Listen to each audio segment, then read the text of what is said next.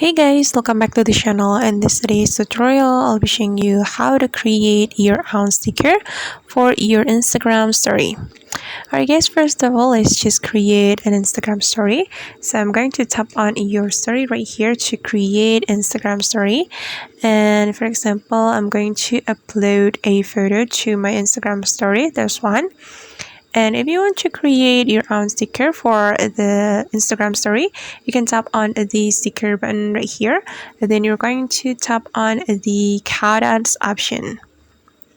Okay, and then select a photo from your gallery that you want to make it a sticker. And I'm gonna go with this one. And just wait for a moment.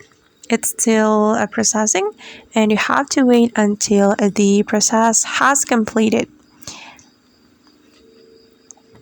Okay, and now the sticker has been created, and if you are not satisfied with how it looks, you can select manually, but I'm just going to use this one.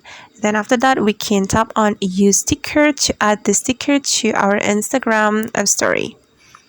And wait guys.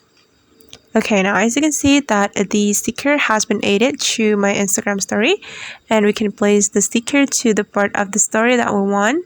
I'm going to place it right here. We can also zoom in or zoom out.